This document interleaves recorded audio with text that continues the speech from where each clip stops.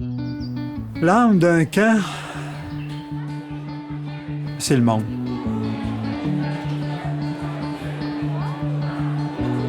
Pour moi, le camp Keno, c'est l'école de la vie. C'est là où est-ce que les enfants viennent se découvrir, viennent apprendre qui ils sont réellement, découvrir leurs forces, les choses sur lesquelles ils ont à travailler.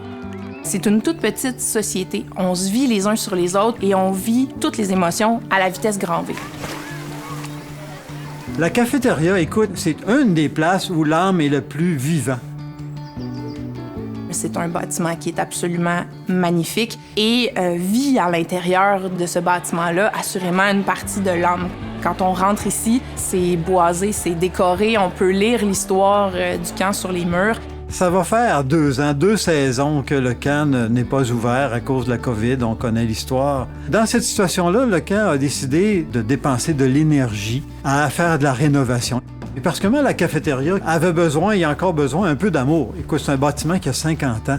Fait qu'il faut en prendre soin, et là, on a décidé de donner un grand coup. Donc, on va effectivement faire des travaux d'envergure cette année pour le redresser et lui donner encore une autre espérance de 50 ans.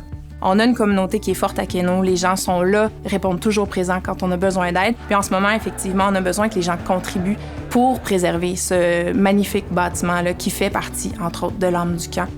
J'ai hâte d'entendre rire des enfants dans la forêt. J'ai hâte de croiser des enfants puis de chanter une chanson avec eux parce que le camp, c'est ça ici. Pour que l'histoire puisse se continuer encore 55 ans, il faut répondre présent.